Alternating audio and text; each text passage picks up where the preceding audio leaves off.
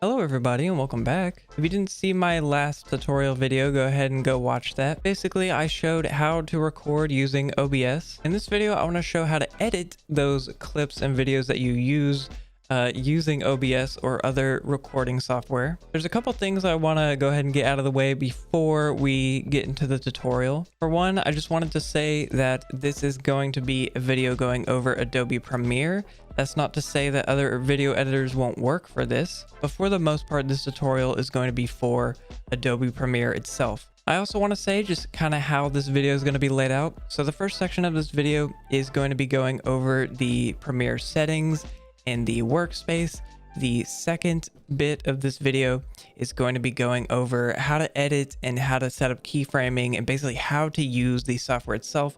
And then the final third part of the video is going to be going over basically me commentating over me editing a video. So I'm going to show footage of me editing a video and kind of talking about the process and things like that. There's also going to be a bonus section in the description of this video. Don't watch it yet, but there's going to be a link to an unlisted video that I'm making that is going to be a bonus section showing how to make TikToks and Instagram Reels and YouTube Shorts and different things like that. So if that interests you, wait until the end and you can click on the link in the description and it will show you all of that. All right, with that out of the way, go ahead and open Adobe Premiere. I also want to say I use an older version of Premiere. I use a version from 2020, but everything I show will work in the newer versions, including Adobe Premiere 2023. I've already tested it with 2023's Adobe Premiere. All right, starting out, this is the first thing you're going to see when you open Premiere.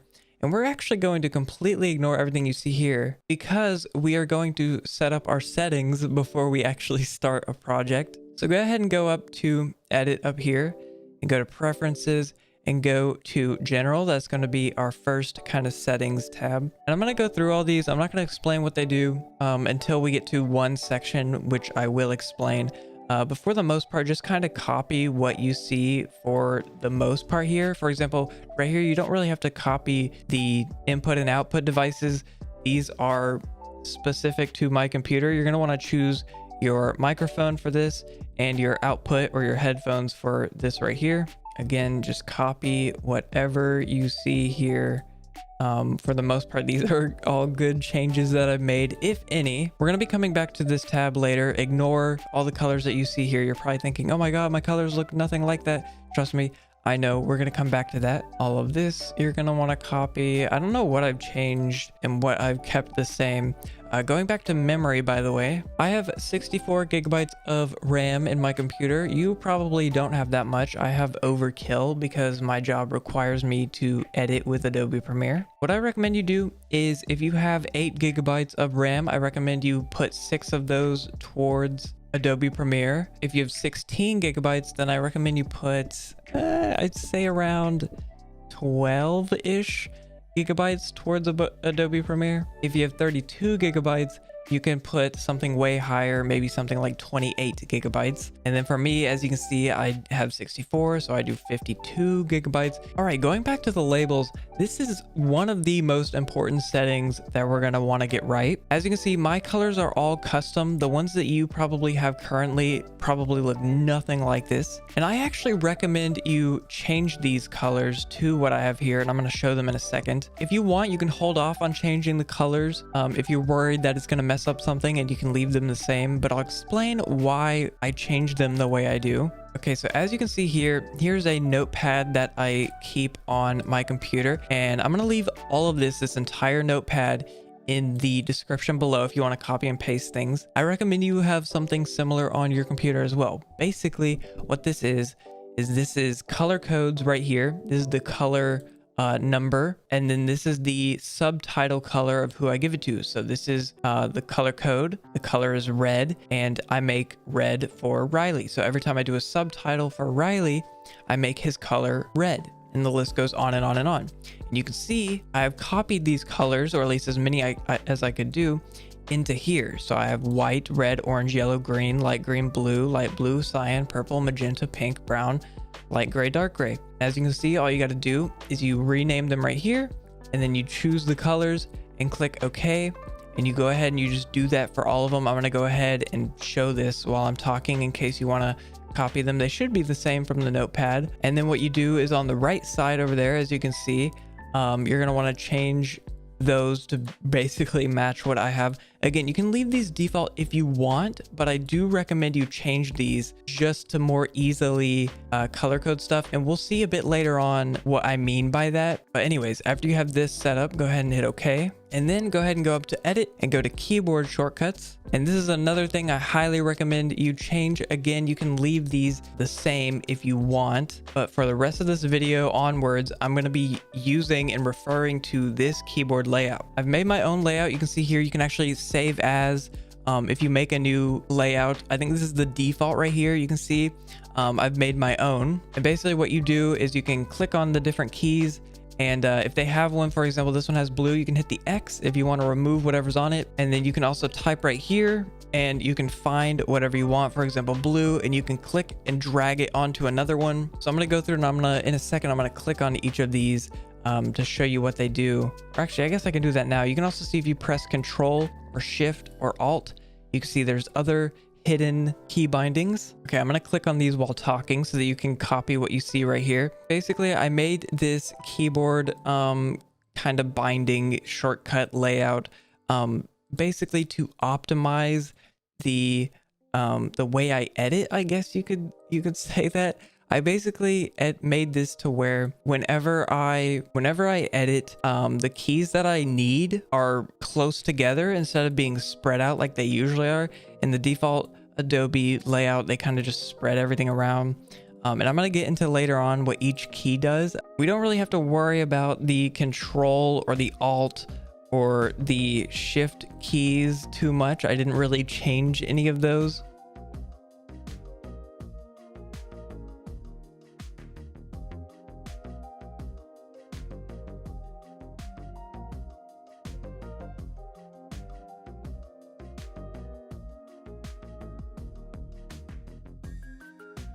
Whenever you have your keyboard set up, you can go ahead and hit save as and then save another key thing.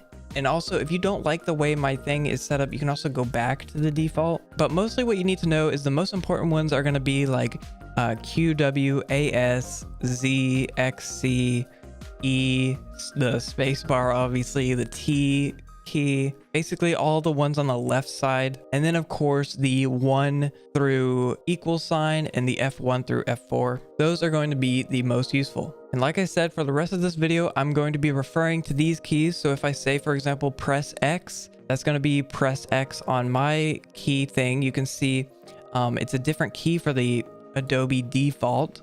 So if I say press X and you're like, why is X doing something weird?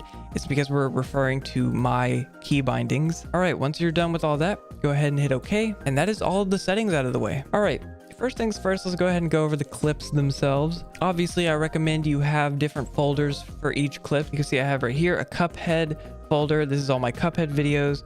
I have a Rainbow Six thing. You can see all my Rainbow Six videos, Ready or Not, all my Ready or Not clips, and so on and so forth. I recommend you do the same thing. For the sake of this video, I'm going to make a folder and just call it tutorial.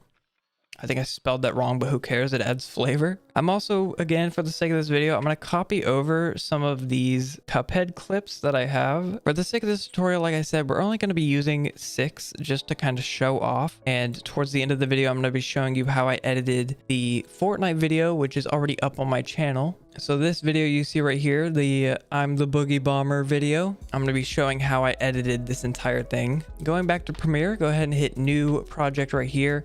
You can name it whatever. I highly recommend you name it. I'm gonna just spam my keyboard a little bit. What I recommend you do though is if you're making a Fortnite video, name it Fortnite. If you're making a Rainbow Six video, name it Rainbow Six. If you're making a Call of Duty video, name it Call of Duty, just so that it's easier to find if you have multiple projects open. For the location, go ahead and hit browse. And I recommend putting this in the folder that you're making the video in with all the clips in them.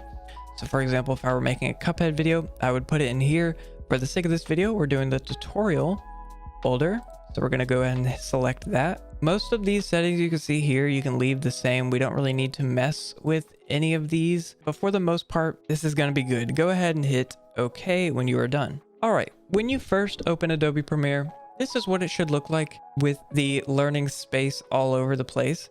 And in a second, we're going to make Adobe Premiere look like this. This is my preferred layout and how I like things. To start off with, you'll see at the top, you will probably see more than what I can, but you should have a lot of different names. Mine are hidden behind this little arrow key.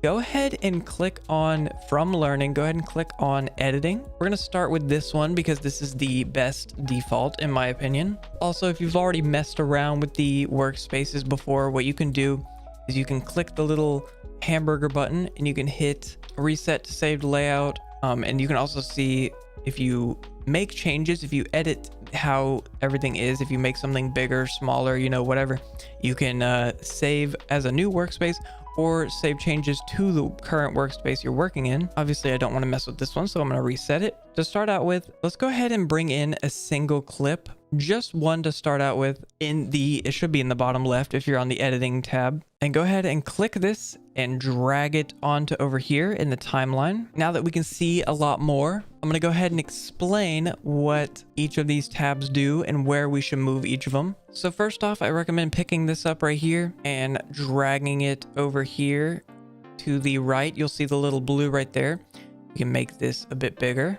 I also recommend closing this off over here. You can see we can make it smaller. You can also make the volume meter a bit smaller. And this is just about how I like my Adobe Premiere to be. I'm going to go ahead and switch over to my main one so we can see the difference. And I want you guys at home to try and match it as closely as you can. Obviously, the heights and stuff don't have to be the same, how large everything is, because chances are your monitor might be a bit different from mine.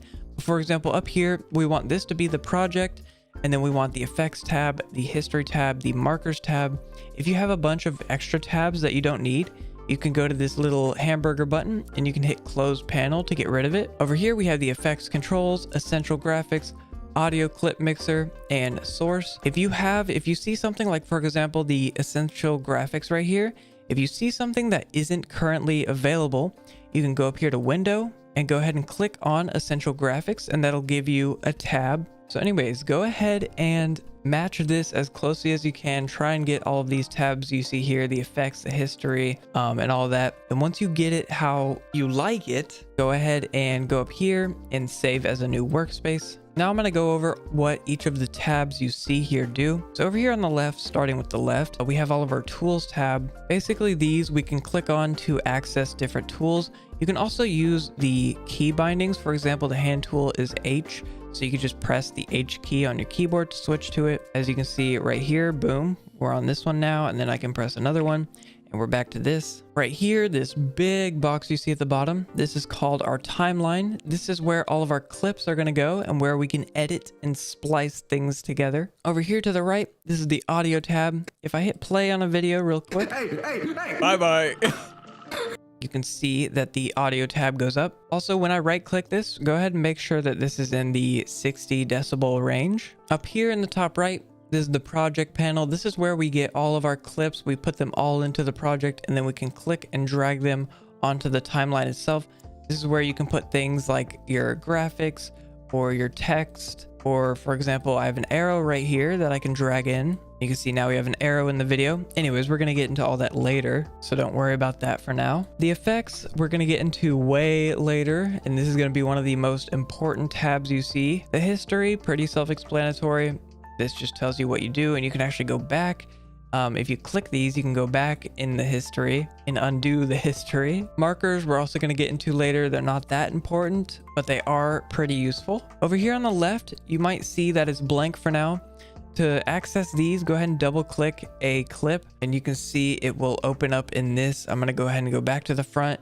The effect controls, again, we're going to get into this later. This is going to be super helpful. This is going to be good for zooming in and out and moving things around. As you can see, essential graphics, this is going to be used solely for the subtitling that we do. Audio mixer, this is for audio. If you click on audio, you can see you can mess with it. I don't ever mess with this tab, I'm not gonna lie. I'll show you a different way of editing audio.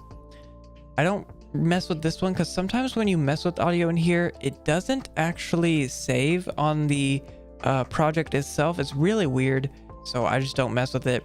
And then the source is just showing the source clip that you used.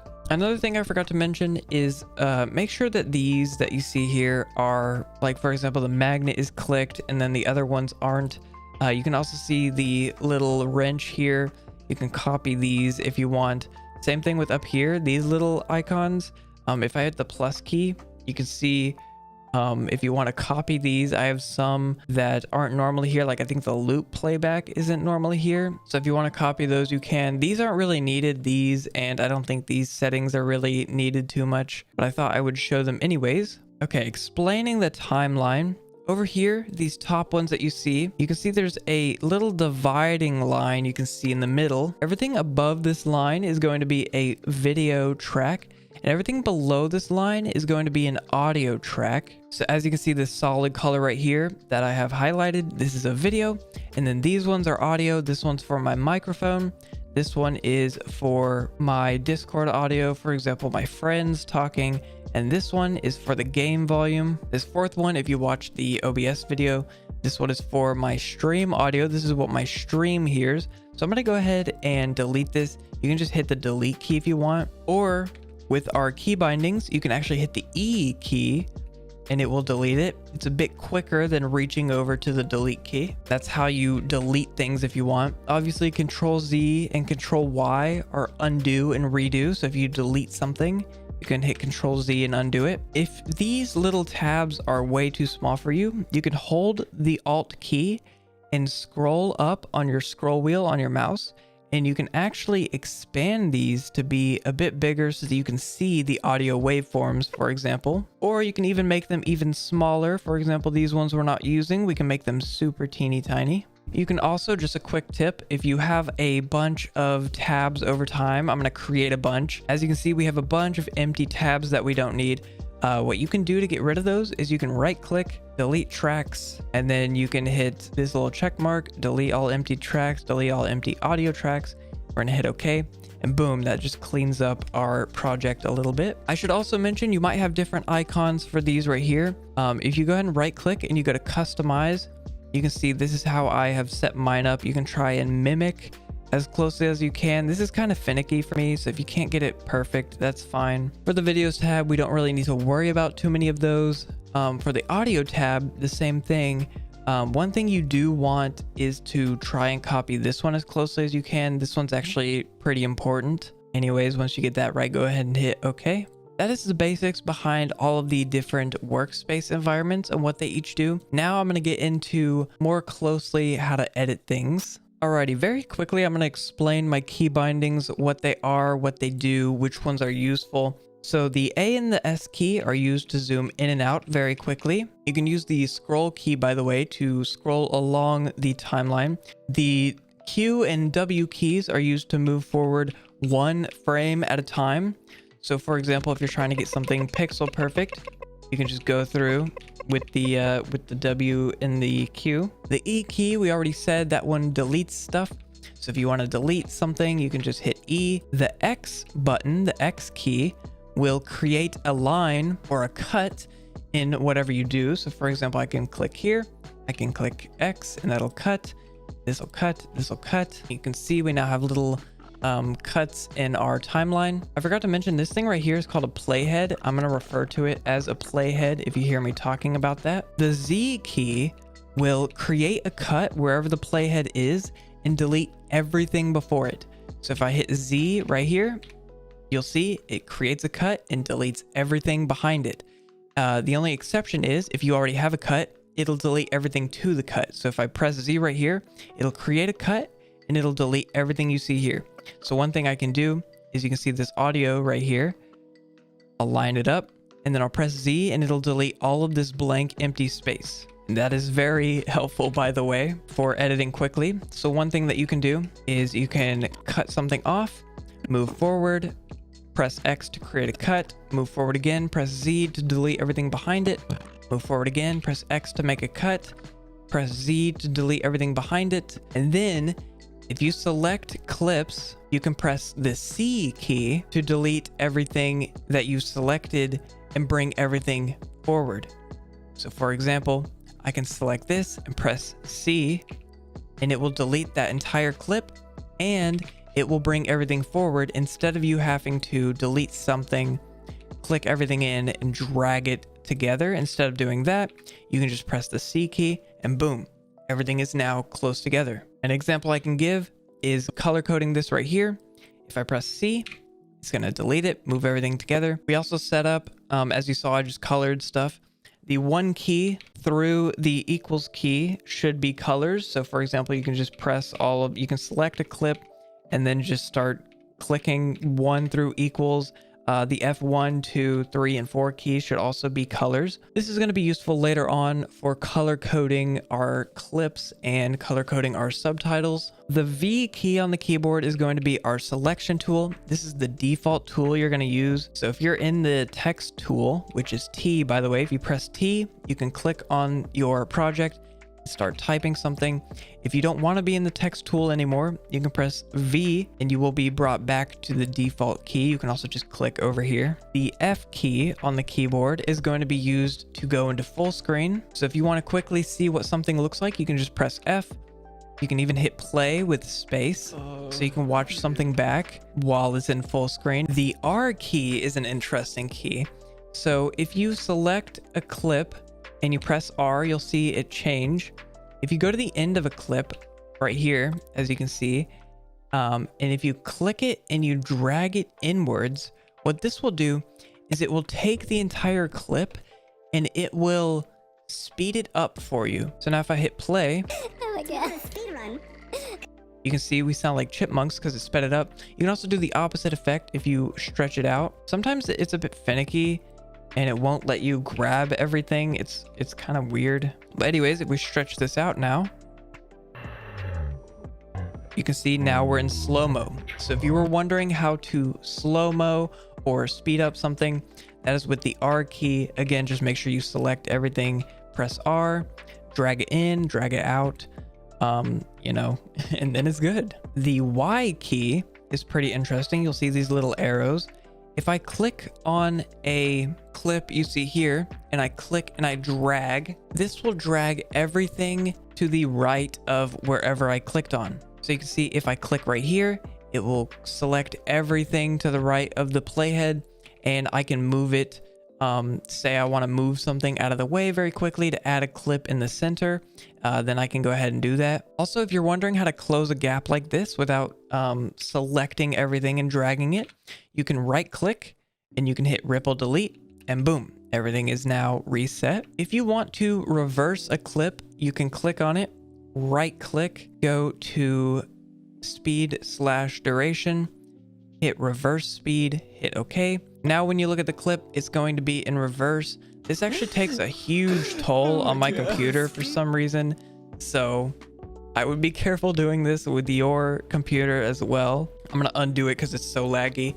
Oh, I forgot to mention up here, you can change the resolution at which your video plays. So this is full quality, half quality, quarter quality. I usually leave it at full unless my computer starts chugging and I change it. You can also go to the settings mark and you can do other things. Like for example, you can change the paused resolution. I recommend changing this to full. You can change the playback resolution like we just did right here. You can also hit high quality playback. That again will take a toll on your computer, but it will run everything at the highest quality that it can, like your subtitles and stuff. If you press the N key on your keyboard, you can quickly get to your key bindings if you want to go ahead and look and see what does what, instead of having to go to edit and then keyboard or whatever it is. If we press the M key, this will leave a marker, as you can see right here. Markers can be seen on your timeline. They're just kind of good for a little reminder. Say you're like, oh, I need to add maybe a subtitle or a cute cat picture right here. You can press the M key, create a little marker, and then you know to come back to it. And again, this is where the markers tab comes in. You can quickly switch between your markers right here to go back and forth. You can also change the color by right clicking and hitting edit marker. So you can make this blue or orange or yellow or whatever. You can color code them, and that will also show up in the markers tab. If you want to remove a marker, you can right click and hit clear selected marker if you are selected on it. I for some reason am not. There we go. Now I'm selected on it. You can hit clear selected, or you can remove all of them with this button, which is what I'm going to do. The U key does the opposite of the Y key. So everything to the left of where you click will be selected, whereas with Y, everything to the right will be selected. The I key selects an in point, and the O key selects an out point. Basically what this is what you see is it creates little bars right here, and everything in the bar, if you were to render this video right now, if you were to save it, everything in these lines would be rendered. So it's good to, at the front of your clip, go ahead and hit I, and then at the out of your video, go ahead and hit O, and you can basically render all of this. As you can see, we have a lot of blank space, so this would all be black in the video if we were to render it. Another thing you can do is you can select all the clips you want to render and hit the question mark key. And as you can see, that perfectly puts an in point and an out point where you need, which is pretty useful. The G key is another pretty useful one. If you say you like whatever you see here, let's just go to right here, for example. Let's say I want to save whatever I see here as a screenshot.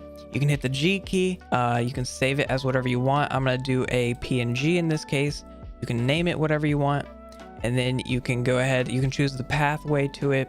I'm going to choose this to be my videos folder. You can also choose to import it into the project if you want. I don't recommend you do this because I'll show why in a second.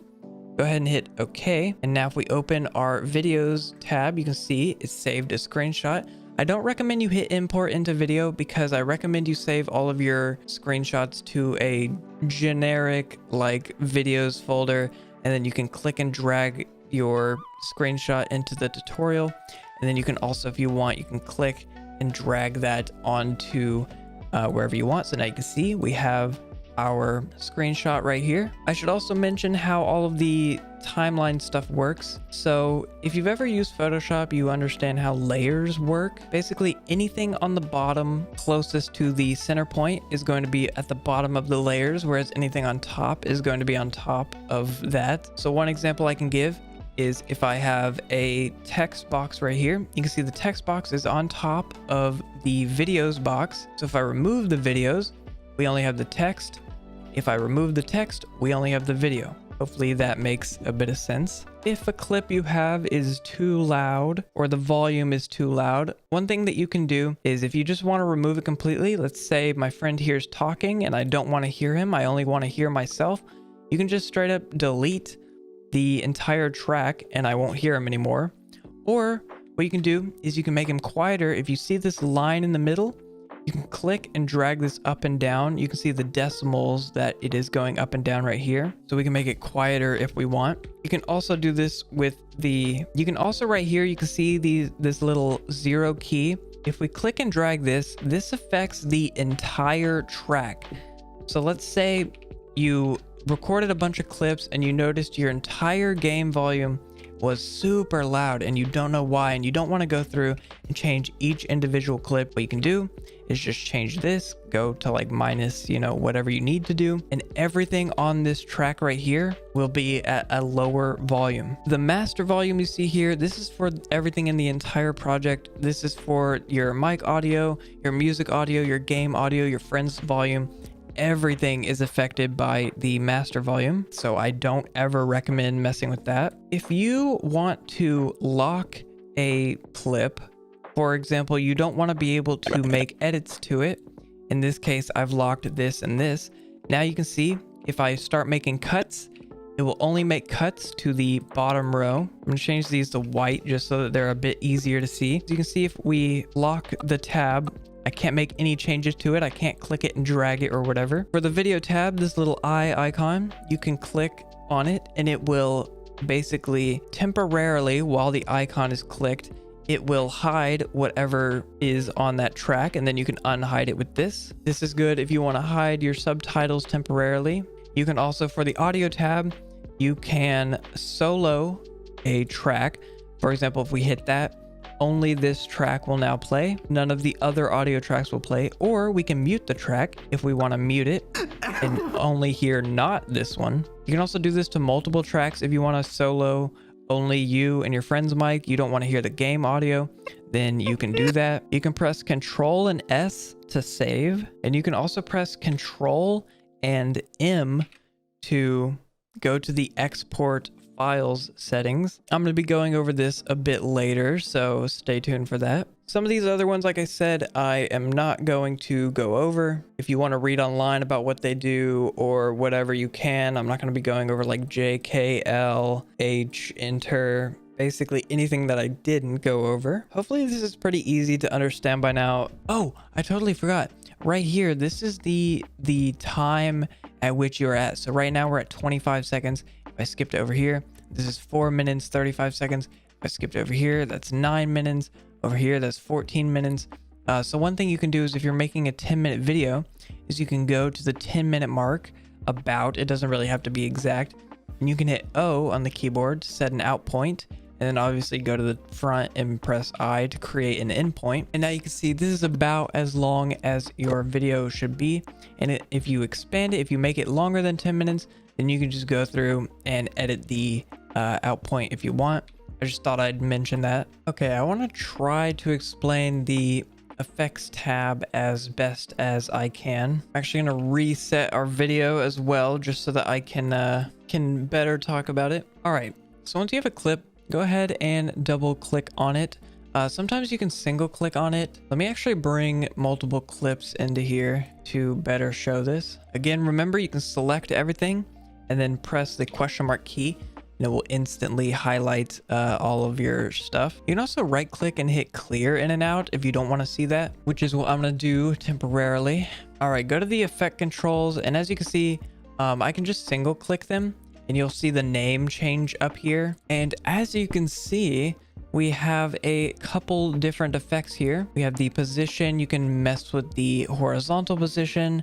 Right here, you can mess with the vertical. If you want, you can click here and set a custom number for it. Or what you can do is you can click and you can drag up or down to move it with your mouse. You can also do the same thing by using the V tool. And whenever you click on your video, as you can see in the top left, the numbers are moving around as I move the video around. You can, shorten it, and that'll mess with the scale. And again, the scale is just how big or small something is. There's also rotation right here. You can flip it and twirl it around as much as you want. All these other ones I would ignore. Anchor point, flicker, filter, all of those ignore. You can also, if you mess with the scale and the position and you don't like how it looks, you can hit the little arrow, or the arrow right here, and that will reset. So if you zoom in, you're like, no, I don't like that. Instead of Control Z, you can just hit the reset right there. All right, next I want to go over motion. And for the sake of this video, showing motion, I'm going to use an arrow right here. You can do this with whatever you want, but I'm going to do an arrow because it's the easiest to kind of show in a tutorial. So with the arrow here, if we go ahead and click on where the arrow is, this is the arrow clip. Let's say we want the arrow to, okay, let's use this clip right here. I'm going to move this up. Let's say we want to actually follow the trampoline. You can see this is a steady part of the video. Let's say we want to follow the trampoline. And what you're going to want to do is you're going to want to drag the playhead to the front of this. As you can see, it will also drag the playhead down here. So we're going to go to the front of the clip and we're going to hit these little timepieces. These timepieces, you can see it says toggle animation. Make sure you do this at the front of the clip always. Always do it at the front of the clip. You can see right here, we can actually zoom in separately from the timeline. We can zoom in on the thing right here, and you can see these little tiny, I'm going to drag it out of the way just so you can see these little things, these little diamonds, and we call these keyframes. I'm going to keep these at the beginning. Basically what those are point in time where motion happens. One example I can give is right here. This is where the arrow is. Let's jump ahead to say about here where this trampoline is. Now, if I move the arrow, I'm going to use just the V key. If I move the arrow to right here, you can see the line. This is the path it will take. Now, if I rewatch, you can see the arrow moves from its default spot to here, and you can see that represented by the keyframes. We didn't change the scale of it, so it doesn't need a scale keyframe. As you can see, this is the motion that it has. I'm going to remove this keyframe. We're at the front of the thing. I'm going to go ahead and bring this over to the trampoline, and I'm going to size it up. Now what I'm going to do is I'm going to press space quickly to kind of move forward. There we go. We move forward a bit. Then I can move the arrow, do the same thing. Move the arrow, move the arrow, Move the arrow. Just keep doing that over and over again. And usually you would want to do this towards all the way until you get to the end of the clip. I'm only going to do this much. As you can see, the thing goes out of bounds. There we go. So that's all I'm going to do. Now, if we watch this back, you'll see the arrow is following the trampoline. And you can use this for subtitles as well. If you want a subtitle to maybe follow over someone's head in a game, if Riley were talking over here and I wanted his subtitle to follow along with him, or my subtitle, it takes more effort, but I thought I would show that is how the animation works. And that is how to use the effect controls. There are a couple other effects that you can search for in the effects panel, and these are interesting. One I can think of, for example, is if you search blur and you go to Gaussian blur, you can add that, and you can see it adds an effect right here, Gaussian blur, and we can mess with the blurriness. And as you can see, now the background is a little bit blurred, which is pretty cool if you ask me. There's some other ones you can do. You can invert. If you want to invert the colors, let me remove the blurriness. There you go. You can see you can invert it. You can flip it horizontal, flip it vertical if you want. As you can see here, let me remove the invert. There we go. You can see flip horizontal, flip vertical for the Fortnite. You can do those. There are also custom things you can download, custom presets you can download. I'm gonna leave this link in the description. You can download this earthquake pack, and I'll show really quickly what you can do with that. Let me just remove all these clips that we were messing with. So if I add an arrow again, and I go ahead and go to the effects, and I go to presets, and I go to the ultimate earthquake pack that we just downloaded, you can see I can add different effects. So I'm going to click and drag gentle shake. Now when I play this, you can see the arrow moving. It's a little bit hard to see, so let me make this black. There you go. You can see it moving. I can do heavy shake, and that way you can see it's a bit more shaky. I like to use this one for subtitles whenever I, let's say we have someone screaming. We go, ah, right? They're screaming. And add a shake. That one's a bit too much. I'm going to do gentle shake. As you can see, the ah shakes. You can also make custom presets if you'd like. You can see these are mine right here. A lot of these we're going to get into when we go over the how to make a TikTok. That's in the description. But one that I find super interesting is the text test preset that I have. Whenever I drag this onto a text box, you can see it automatically creates some text for us. And then I can just press V. I can delete this right here. And then boom. Now what I can do is start subtitling. Oh, one thing I forgot to mention, if you want to copy over clips, for example, subtitles, if you hold Alt and you click and you drag, that will copy over all of what you just did. So the same thing. I recommend you create for subtitles. You have what I have here, and then you can hold Alt, click, drag, and boom. Now you have another one. And I recommend I'll obviously show how I do it in the Fortnite video, but you can just basically create a lot of these and then go through and change the text form if you want. I also forgot to mention you can actually expand and remove parts of a video by just going to the end or the beginning and clicking and dragging. This is pretty self-explanatory. You can just edit this way if you want. It's very annoying to edit this way, but hey, if you want to do that, you can.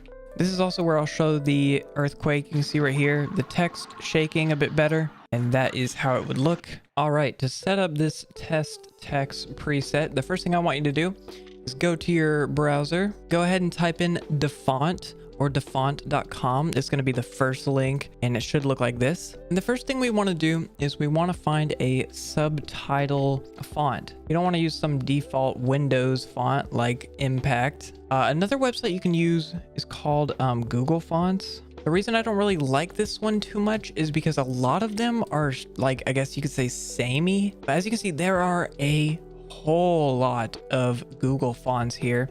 But yeah, like I said, a lot of these, like these two, they're so similar or boring or whatever. Some of them are pretty interesting, like this one.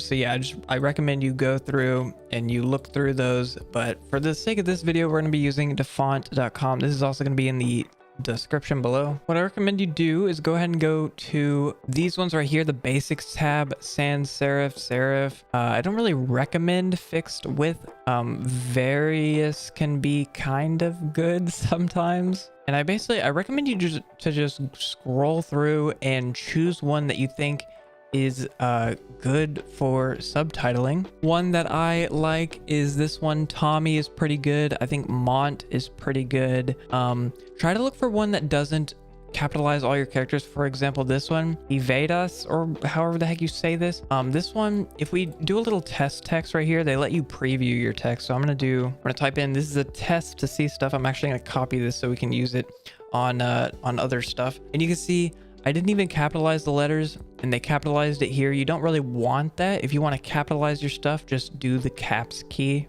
Here is the Tommy one I was talking about earlier. And as you can see, this one has different text. So you can see this is how it would look. And I think this one looks pretty nice. The one that I use, I wonder if we'll find it here because it's like a bit older. The one that I use is called, oh no, Tommy Soft. This one's so amazing. If you want an easy subtitle one, use this one. Trust. Trust. It is so good. The one that I use anyways is called Simply Rounded. I don't know where it is. I don't even know if it's in here. It could also just be in the default serif. Anyways, point is, go ahead and find one that you like. Go ahead and download it, install it. You can also, if you can't find one here, you can also just type in the search bar certain text. For example, I've seen a lot of people use the Minecraft font for their subtitles. I've seen other people use like the Splatoon font, the Zelda Breath of the Wild font, and you will get different. You can see I've already downloaded, I guess, this one for a YouTube video. I actually use this in a thumbnail. So yeah, if you wanted to use any of these fonts, just, you know, find one, install it, download it. And then once you do, make sure you restart Adobe Premiere. So save your project, Control S, and then exit out, and then go back into this project. And now I'm going to show how to set up basically this and the default effect so we can drag it on. So go ahead and go to a random spot and go ahead and just type whatever you want. There we go.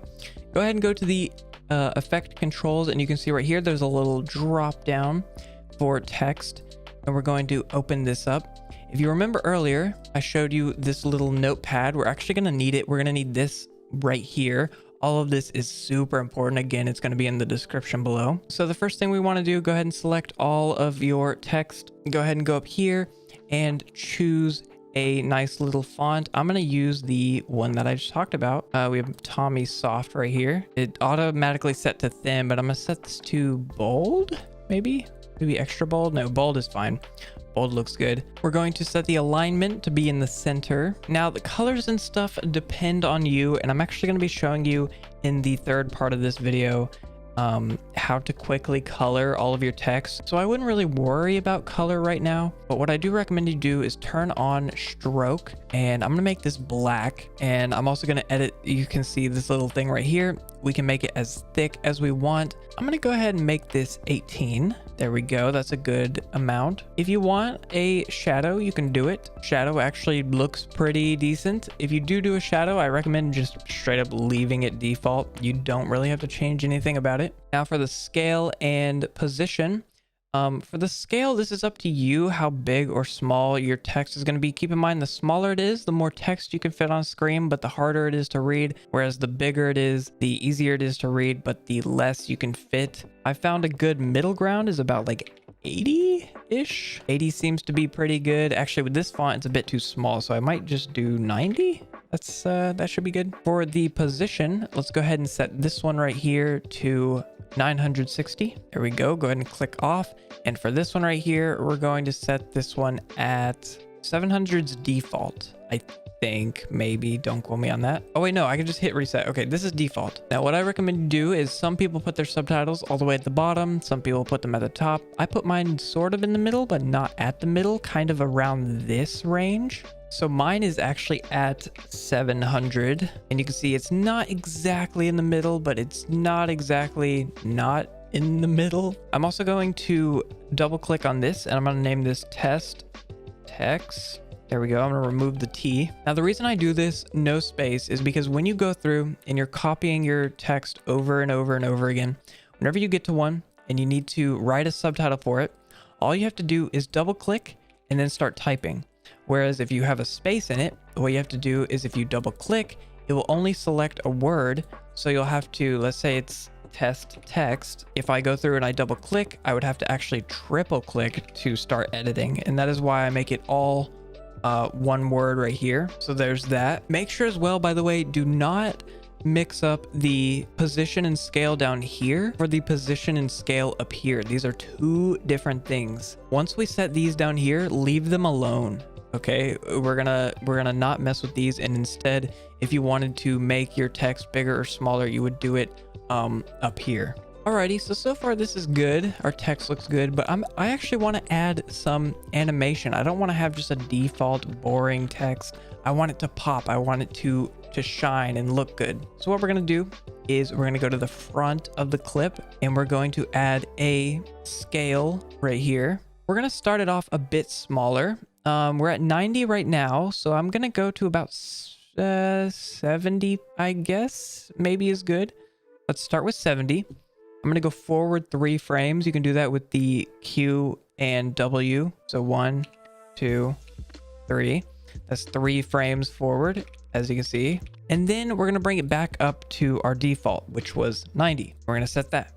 And now, as you can see, if I slowly go through, the text now has a animation. It goes in from 0 and it just kind of pops in, which I think looks pretty nice. You can see if we just play it normally, it should just kind of pop in. You shouldn't even really notice it too much. And you can mess with this. You can do other things. You can increase the length where it kind of takes longer to pop in. That's our text. Now what you want to do to make sure you save this every time, go ahead and click up here on the text itself and go ahead and right click and hit save preset. We're going to name this, I'm just going to name this tut for tutorial, and I'm going to hit OK. And you'll see up here, tut right here. Let's say we have a freshly new project and we go ahead and we create a new text box. So I'm going to create one, and you can test this by hitting the little reset on the text. Now, when we drag over our tutorial onto here, boom, look at that. It automatically sets up everything. And now we can just go through, we can delete the old text, and now we have this one. I quickly want to say something real quick.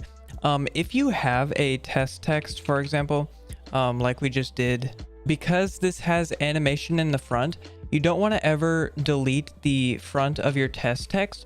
If you're going to shorten it, basically move it to, for example, like where the voice would start right here, and then remove it from the back forward.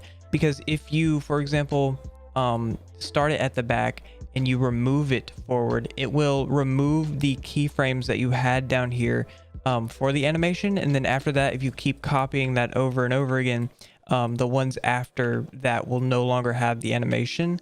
So just remember to not remove the front. Also, oh, you may have noticed in my videos, sometimes you might have multiple people talking at once. Let's say this guy on the top is saying, hey, what's up?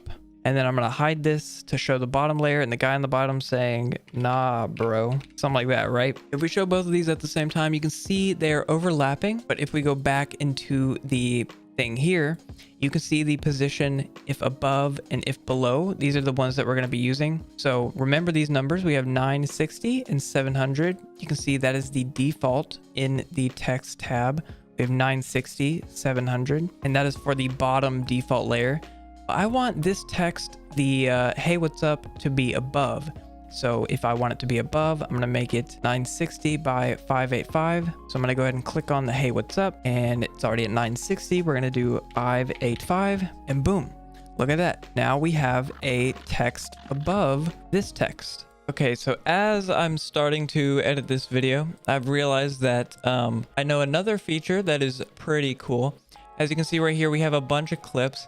And let's say that we have a bunch of spread out clips. Let's say for some reason you spread out all of your clips. I don't know why you would do this. This has happened to me a couple times when I'm like messing with the transitions and stuff like that. So let's say, okay, you can see here we have a bunch of gaps in between our things. And instead of right clicking and ripple deleting for each and every one of these. That's going to take a long time if you have a bunch of spaces in between. Here's what you can do. So on the top here, go ahead and hit this little button, new item, and we can get this little menu. You can choose a couple options here. I recommend just going with either black video or adjustment layer. I'm just going to do black video for this. Doesn't matter what the size of it, the resolution, whatever it is. And go ahead and drag this to the front of wherever you want to bring these together. As you can see, this one's really small, so I'm going to make it bigger. There we go. We dragged it over. And now what you're going to do is you're going to select all the clips at the bottom, and we're going to go to the front. We're going to drag these up,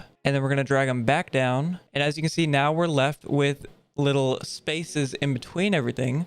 So now what you want to do is go ahead and select all of these, right click, ripple delete, and look at that. Instantly, everything gets smushed back together. It's a lot faster than right clicking and ripple deleting everything. This is pretty useful if you go through all of your files and you have just clips everywhere. Anyways, thought I would show that. This is another thing I thought I would show that is pretty useful. As you can see here, for this second part of the video, what I'm going to be doing is basically commentating over some sped up footage of me editing a Fortnite video. So as you can see, we have multiple clips of me recording because I record in 5-minute intervals. And if you notice at the speed up function with the R key that I showed, you can only use one clip at a time. So if I go ahead and select this, you can see it only will do one clip. So what you can do, and this is interesting and useful for just more than what I'm showing it for, but what you can do is you can go ahead and highlight a couple clips in a row, and you can right click and you can hit nest. So you can nest, and then you can name it if you want. I just like to leave it default. I'm gonna recolor this because I've been color coding them. And as you can see, it groups all of those clips together into one clip. It basically, think of it like it puts it in a folder. What you can also do, which is pretty interesting, is say you need to edit a part in here. You can double click on the nested sequence, and you can see it opens up a timeline with all of those clips. So like I said, it's like it makes a little folder filled with videos for you to go into, and you do all sorts of stuff with this. It basically just helps you better categorize them. So I thought I would show that. Alrighty, very quickly, I wanted to show another thing I recommend you do. I recommend you make a folder and just call it something like YouTube or video assets or something, and basically just put a bunch of your files in here that you might need for later. For example, we have the notepad that shows all of our colors and stuff. We also I have a video editing thing where it has like my intro and outro and a couple sound effects. This is for another video, but I have a thumbnail folder with like a bunch of icons. These are sound effects for my soundboard that I have in here. I have all the music. You can see all the Animal Crossing music, icons and banners. I just have, my icons, my YouTube banners, all the stuff I use for OBS is in here, and all of the image saves that I have are in here as well. So I just recommend you make something like this just to kind of, like I said, have these type of things. Very quickly, I think I already mentioned this earlier, but I thought I'd explain it a bit better. You can add default transitions. If you right click at the end of a thing and you say add default transitions, you can do this for audio as well. And basically this creates a fade. So if we watch it, it'll fade out. You can also edit the fade by expanding it. This works for audio as well. If you want to fade out your audio, it's as simple as that. You can also crossfade. Oh yeah, you can right click and clear by the way. You can crossfade. If I copy these over here, I cut this part and I cut this part and I bring them together. You have to have the beginning and end, basically where they connect has to be cut. And then if you hit apply default transitions, you can see it will fade in between them, and you can edit this. There you go. Just some pretty easy transitions for you. Alrighty, this is the part that everyone wants to know. This is going to be showing how to color all of your subtitles at once. So this is just a small example.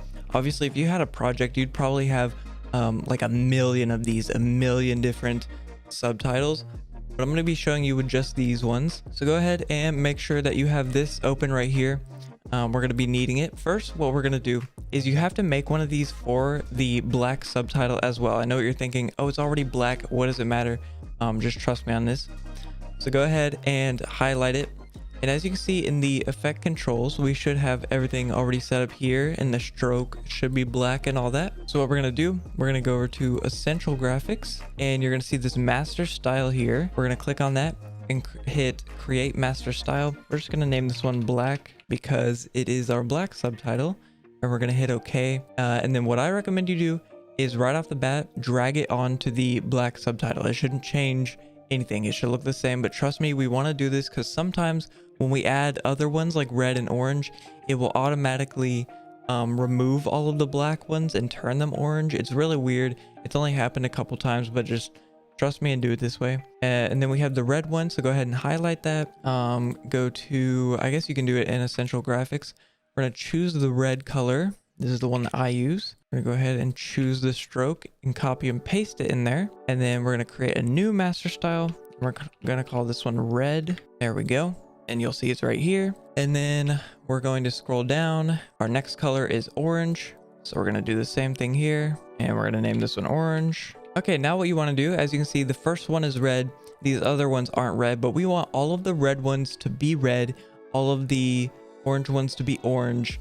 And then I just have a single green because I wanted to show if you only have like one color, if someone only talks once, maybe you have like a random other teammate who talks once and you're like, okay, I don't really need to make a thing for them.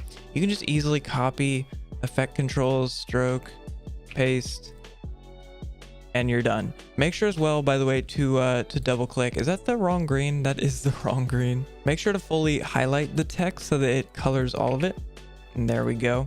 So you can do that instead. Anyways, so what you're gonna wanna do is select your red and right click, go up to label right here and hit select label group. This will select all of the red ones. And then what we're gonna do is we're just gonna click and drag the red one onto here. And then you can do the same for the white ones as well if you want. I don't think you have to do the same for the white ones after you've already done the single one at the start, but if you really wanted to, I guess you could. And then the orange ones, the same thing. Right click, and I'll show you right here. You can see it's already black. We're gonna right click, label, select label group, drag the orange on. It's gonna change all of the orange ones. I will say, if you did the previous step where you downloaded the Ultimate Earthquake transition packs to get stuff like this, things like this will be reset. So if you set custom motion, like this, like the earthquake, or if you did the motion down here, the effect whenever the text first comes in, that will be fine. That will be okay. But just remember, if you added one of these earlier in your video, you're gonna have to go back and re-add them. So I recommend actually just not adding them at the start and just adding a marker and then going back and adding the effects and stuff. But anyways, as you can see, this one's white, this one's red, this one's white, this one's white, this one's red, this one's red, white, red, or orange, and green. This also will be fine. It will not say you have some subtitle text that is this color, and you do the blue one for this. Say you have a bunch of blue ones. It won't do anything to your actual video clips, even though these are blue. Same thing with the audio. It won't mess with the audio or anything like that. All right, now I want to show how we edit our video. Let's say that this is our entire video and we are ready to go ahead and render it and upload it. So what you're going to want to do is just select everything, your entire file, and press the question mark key. If you want to do this the old-fashioned way, you just go to the front of your clip, press I, go to the end of your clip, and press O. This one's a bit more annoying because usually you have to zoom in and get it perfect and go back a frame and whatever. It's whatever you want. Or if you only want a certain part of the video, say I only want half of the video rendered, like maybe I only want a certain part to upload to maybe Instagram very quickly or something like that, or I want to cut the video into sections to upload onto TikTok or something like that. You can just press O to get little snippets of it. But anyways, we're going to select it all, press the question mark key, and as you can see, that selects everything. Go ahead and press Control and M, and that is going to bring up this panel right here. For the format, go ahead and make sure this is H.264. For the preset, we're actually going to make our own. You can see right here, I already have a custom one. So first things first, go ahead and choose the output name and choose where you want to save it at. Obviously, I'm just going to save it to the videos thing. and we're gonna call this test, but you can call this whatever you want. You can call it Fortnite video, Rainbow Six video, you know, whatever you want. Make sure these two are checked. All of the effects you can ignore. I've hidden all these because we don't really need them. For the videos tab, we're gonna make sure that this is whatever we want to upload it as. So for me, it's 1920 by 1080. If you need to change this to 720p, you can do that. You can also uncheck these to mess with them. We're gonna keep it at 60 FPS. We're gonna turn on render at maximum depth right here. Come down to the bitrate settings, and we're gonna put this on VBR2 pass. We're gonna set this at 9 and 9 for the VBR2 pass. For the audio, we shouldn't really have to change anything. I'm gonna scroll through here anyways if you guys wanna copy that. Same thing with this. We don't really want to change anything here, here, or here. Make sure you have use maximum render quality ticked on down here, and everything over here over to the left should be the same as mine as well. Now what I'm going to do is I'm going to hit save preset. I'm going to call this one Starbuck 1080p 60 FPS max for max quality, and then I'm just going to hit OK. And there we go. Now every time we render a video, you can just quickly select it from this menu. And then now you're done. All you got to do is hit export. It'll go ahead and do its thing, and I will show what it looks like whenever this is done. Alrighty, when it's done, it should say this. We're just going to hit OK. And now you can open up wherever it's saved to. I think it is, oh right, it's here, test. And when we open it, obviously, here's the video on its own.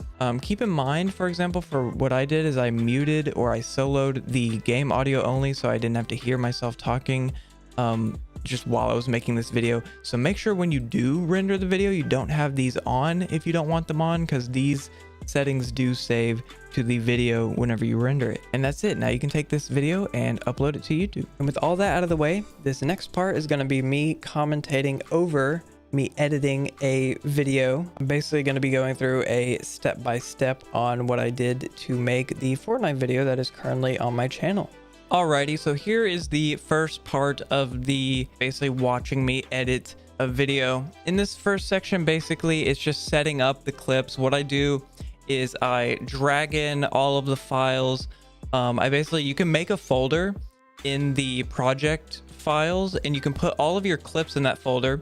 So I recommend you make a folder for your clips, a folder for your music, a folder for images, for example, if you're going to put like funny images on the screen. I also drag in stuff like my intro music, my outro music, and if I know I'm going to use something else, I might drag it in later at a later date. Like sometimes I'll use an arrow to point to something in game or something like that. So if you want, you can drag in things like that. And basically what I do is I take all of the clips that I have and I drag them onto the timeline, and then I just one by one I go through and I clip out the funny bits. So basically I usually skip to like halfway through a clip, watch it a little bit, see, oh, is this where the funny bit happens? Skip forward a little bit more, find where the funny bit happens, and then I go ahead and shorten it down. And you'll also notice you might see me coloring some different clips. So what I like to do is I like to color the funniest clips, and I leave those for like TikToks and things like that. So what I'll do is I'll go through the video, and as I'm editing this first batch, I just color them gray or light gray if they're funny enough to be there. This part is pretty straightforward. There isn't really much else to say. Literally just drag in your clips, edit them down as much as you can. If you want, you can even, like, for example, what I do is I'll bleep out whenever someone curses, or I don't bleep it out. I just kind of remove the audio. I just clip it out. You don't have to do that. I just do it because YouTube, you know, tends to have issues with cursing and stuff like that. And that's all you really want to do for this part. Point is, it shouldn't take you too long. Alrighty, in this next bit, as you can see, I've already edited down all of my clips. I've already color coded them to how I want them. So what I like to do is recently I've started moving all of the funniest clips to the front of the video because of audience retention rate. It's good to keep people there for as long as possible. So what I like to do is I like to move all of the I color code all my funniest clips in gray and light gray. So I'll move all of those to the front. I'll also skim through the video and find a good intro video, one that fits with the intro that I do. And I'll also find a good outro video. Usually it's, you know, us winning a game or something really, you know, cool happening, or, you know, something like that.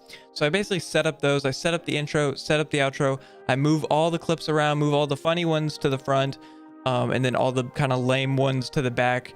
I try to make sure, like, if I'm in a certain part of a map for multiple clips, if I'm say I'm at Tilted Towers for like 5 clips in a row, I try to break those apart if I can. Sometimes I don't, sometimes I'm just too lazy and I leave them. But you know, it gets boring if you're seeing the same location for 5 clips in a row. You're like, wait, what is happening? All right, this next part is pretty okay to me. It's not the worst. Basically what I do is, as you saw in the previous part of this video, I showed you how to set up the test text stuff. So what I do is I bring in the text box and I line it up to match with whatever I'm saying. And then I do that for basically all my friends, and I color code them as well. So for Riley, I make them red. For Zach, I make them blue, so on and so forth. Basically just bring in the test text. Don't add the subtitles yet. Just bring in the file itself. Trust me on this. This will save you time instead of having to go back and forth, removing text, adding text. Literally just keep the test text in there. So what I like to do is I like to space out my video. So I usually put a marker halfway through the video. This video turned out to be like 12 minutes. I cut it down later on.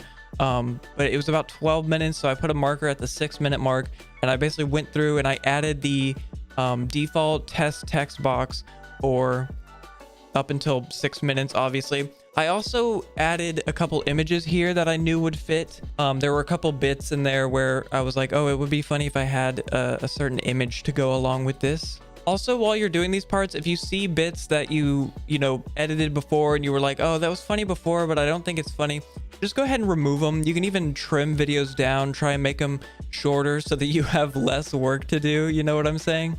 Also, if you have, I know I said don't put any text in the text box yet, just set them up. If you have text that you know you want to be there, but you won't remember it later, maybe you have a funny bit, like maybe someone makes a weird noise and you know how you want to subtitle it, you know what you want the subtitles to say, like maybe someone burps funny and you know how you could type it out, but you don't want to go back later and do it because you might not remember what it was. You can just go ahead and do that right now, just so that you get it off of your mind. Anyways, that is the first part of the text box adding. This second part of the text is more of the same. I just do the other 6 minutes of this video. By this point, it went from like 12 minutes down to I forgot how many. The point is, though, it shouldn't take you too long. Shouldn't be too different. Just keep on doing what you were doing. Keep on adding the text box. Keep on adding images. Cut out, you know, whatever you need to, add whatever you need to. And yeah, that's this part. Alrighty, now we're getting to my least favorite part. This is where you go through and you add the text. Everyone's text is going to be black and white, and that's okay. Leave it. Trust me, you don't want to color the text just yet. You can leave it black and white. So go ahead and go through. Again, I did the first half, the first 6 minutes. I went ahead and just subtitled what they were saying. This is the worst part for me, is the most boring, mostly because I can't spell. I'm like the worst speller ever. So usually what I do is I have like Firefox on my other monitor and I'm like Googling words. You might actually be able to see that in this sped up bit. Every time you see it like flash Firefox up, that's probably me Googling a word. I also added some different stuff here. Like at the beginning, there was a Playboy Cardi bit that I wanted to add, where I added just an image of him. So that's there too. This part is probably the part that will take you the longest, not counting the first part where you go through all of your clips and you cut them down. I have noticed, by the way, I just want to throw this in real quick.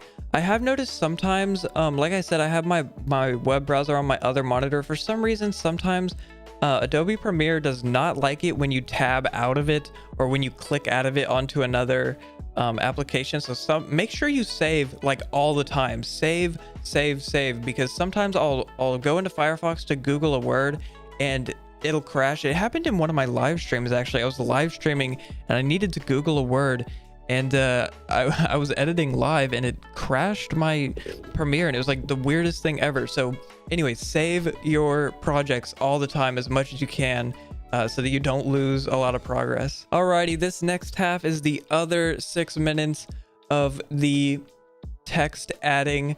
I also had to add an audio clip because there was one of the clips I didn't get any audio for, so I decided to go ahead and just record a quick little audio thing and basically saying like, hey, subscribe to the video, I didn't have audio for this, blah blah blah, you know, generic whatever. Like I said, this is more of the same. Just keep adding text, cutting things down, you know, whatever. Oh, also, I guess while I'm talking, one thing that you can do that actually like can help you a lot, if you're editing or you're just anytime at any point, if you are watching the video and you're like, man, I have a really good title for it, go ahead and create a notes document or a TXT file, and just name the TXT file what you want to title the video. You can even just name it whatever and put titles inside the notes document, because a lot of the times I will think of a name, go, oh, this is perfect, and then I won't remember it when I start, you know, uploading the video. So just go ahead and leave a notes document for yourself so that you can remember the titles that you come up with. It'll save you so much time. All right, so this next part I like to call the extra bits. We've already done both halves of the subtitling, which is pretty nice, but usually sometimes as I'm editing, I'm playing the game still over the few days. It usually takes me 2 weeks to edit a video, so usually I have some more clips that I have added. So what I like to do is at the end of the video, I add all of the clips that weren't originally added to the files, and then one day, you know, towards the end, I'll go through and I'll just quickly add all the text boxes. I'll add all of the text to the text boxes. I didn't have too many clips here. I think I had like 5 extra or something like that. Anyways, the point is, if you have extra clips, just go ahead and bring them in a folder called like extra clips day 1, extra clips day 2, you know, something like that.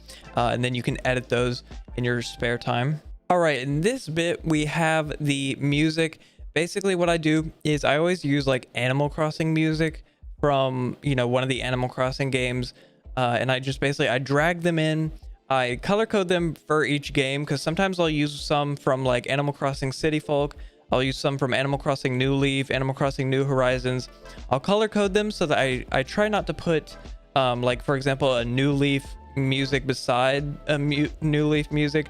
Sometimes I do just because, you know, whatever, who cares. But I'll color code them, drag them in. You can basically see in this clip, I'm going through listening to them and adding the ones that I think fit this best. And I'm, you know, obviously color coding them and stuff. And then, like I said, I'll drag them along the timeline. I skip to the end and I'll add a little fade. You can right click on a clip and hit add default transition and it'll add a fade. And then I'll sometimes cut the music a bit short to make it end right on the end of a clip, and then start another music file right there, and then, you know, fade them in between so that it's nice and smooth. And I basically, you know, I just do that over and over again. I recommend doing this before you color the text. I was trying a new method for coloring the text here, so that's why you might see the text colored. We're going to get into that in this next bit. But yeah, I recommend you do the music before coloring the text. All right, so in this part, I'm going through and adding all of the coloring to the video. It didn't take too long. All I had to do was really add one for like the red, the blue, the orange, and then I think I did one for magenta just as a test. And then some of the other ones, they were just solo, so I just went in, like I think Ian only spoke once in this video, so I just went through and added his. And then after you're done adding the subtitle, your video is basically done. So what I recommend you do is you just go through and you rewatch it, you know, with all the music. And then if there's anything you need to change, any typos you need to do, any music you need to lower, any colors that you forgot to do for the subtitle, then just go ahead and change that, and then you're done. You can render the video and upload it to YouTube. Alrighty, that is the end of this video. Oh my goodness, did it take forever or what? At least this one is shorter than the OBS one, but you know, it's still an hour and how many minutes? An hour and 13, not including this part at the end. Anyways, the next video in this series will probably be the final video, and it will be going over Photoshop and how to make a thumbnail. Surprisingly, I think that one's going to be the most difficult one to make for me, but I don't know, only time will tell. If you like this video, go ahead and like it, subscribe if you haven't already, and I'll see you guys in the next video. Bye.